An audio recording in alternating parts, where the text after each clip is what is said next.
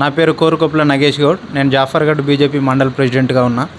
దేశవ్యాప్తంగా నరేంద్ర మోడీ గారికి ఉన్న ప్రాబల్యమైన నరేంద్ర మోడీ గారి పేరుతో ఆయన కేంద్రంలో కానీ రాష్ట్ర ప్రభుత్వాలకు కానీ గ్రామస్థాయి వరకు అందిస్తున్న ప్రతి ఒక్క సంక్షేమ పథకాల ఆధారంగా నరేంద్ర మోడీ గారికి ఉన్న పేరు విలువ, దానితో పాటు ఆరూరి రమేష్ గారికి ఉన్న ఖ్యాతిని ప్రకారం ఇక్కడ కంపల్సరీ ఆరూరి రమేష్ గారు గెలుస్తారు అన్న నమ్మకం మాకుంది.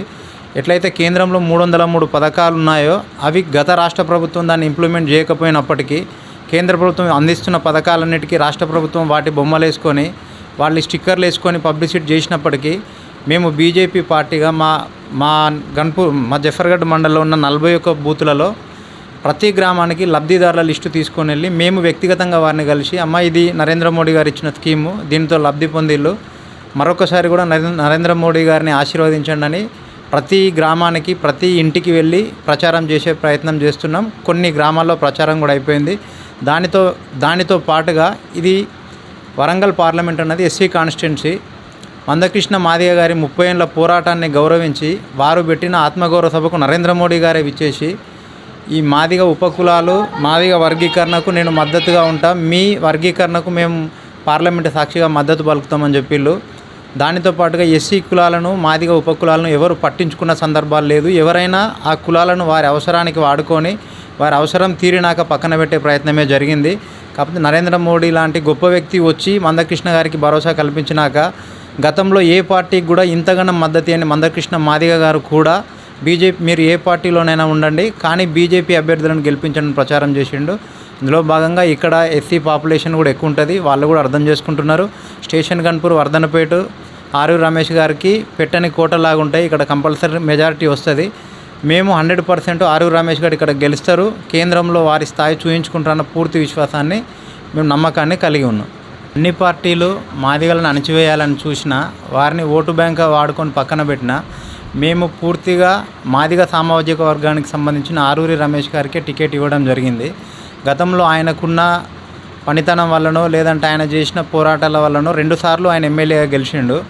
ఒక రకంగా కడియం చేరి కానీ ఇంకొక రకంగా ఎర్రబెల్లి దయాకర్ రావు కానీ వర్ధనపేటలో వారు గెలవకుండా ఉండడానికి, ఒక దళిత బిడ్డ ఎదగకుండా ఉండడానికి ఆయన ఓడించడానికి విశ్వ ప్రయత్నం చేసి ఓడించారు. లేదంటే ఈసారి కూడా వర్ధనపేటలో ఆరూరి రమేష్ గారు గెలిచేదే. అది పార్లమెంటు స్థాయిలో ప్రతి ఒక్కరికి తెలిసి ఉంది కాబట్టి ప్రతి ఒక్క దళిత బిడ్డ కానీ మాదిగ బిడ్డ కానీ ఆరూరి రమేష్ గారిని గెలిపించుకోవాల్సిందిగా కోరుతున్నాం. ఈసారి కూడా 100% నరేంద్ర మోడీ గారే ప్రధానమంత్రి అవుతారన్న విశ్వాసం మాకుంది. అంటే జాతీయ స్థాయిలో చూసినా అంతర్జాతీయ స్థాయిలో చూసినా ప్రపంచవ్యాప్తంగా 76% పోలింగ్తో పాటు ఆయనే ప్రపంచ దేశాల అగ్రనాయకుడిగా ఉన్నాడు. దేశం వైద్యుకి వచ్చినప్పుడు ప్రపంచ దేశం కరోనాతో అల్లల్లాడుతున్నా కూడా ప్రపంచ దేశాలకు వ్యాక్సిన్లు అందించి మన దేశంలో ప్రతి ఒక్కరికి 2 డోసులు వ్యాక్సిన్లు ఫ్రీగా ఇచ్చిళ్ళు. కరోనా వచ్చిన నాటి నుంచి నేటి వరకు కూడా 5 కేజీల రేషన్ ఫ్రీగా ఇచ్చుకుంటూ వస్తున్నారు. ఇంకా చెప్పుకుంటూ వస్తే గ్రామ స్థాయిలో సర్పంచులకి కనీసం గత గవర్నమెంట్ విలువ ఇవ్వకపోయినప్పటికీ హెడ్లైట్లు కానీ శ్మశాన వాటికలు కానీ వాటర్కు సంబంధించిన వాటర్ కానీ కరెంటుకు సంబంధించిన ప్రతిదీ ఆడవారి ఆత్మగౌరవం కోసం మరుగుదొడ్లు, ఇంట్లో కట్టెల పొయ్యితో ఇబ్బంది పడుతుంటే ఉజ్వల యోజన కింద గ్యాసు, ప్రతి రైతుకు వారికి ఎంత భూమన్నా ఉన్నప్పటికీ కూడా సంవత్సరానికి 3 దఫాలుగా 6,000 రూపాయలు కిసాన్ సమ్మాన్ నిధి కింద మోడీ గారు వేస్తున్నారు. ఇది ప్రతి ఒక్క రైతు, ప్రతి ఒక్క ఇంటి ఆడబిడ్డ, ప్రతి విద్యార్థి అందరూ గమనిస్తున్నారు. దేశవ్యాప్తంగా ప్రతి గ్రామ స్థాయిలో కూడా నరేంద్ర మోడీ గారి ప్రభంజనం ఉంది. అభ్యర్థి ఎవరైనప్పటికీ కూడా మేము నరేంద్ర మోడీ గారిని చూసుకొని ఓటేస్తామని జనాలు అనుకుంటున్నారు. ఇక్కడ జరుగుతున్న పరిస్థితులలో ఆరూరి రమేష్ గారికి కూడా మంచి వేవ్ ఉంది.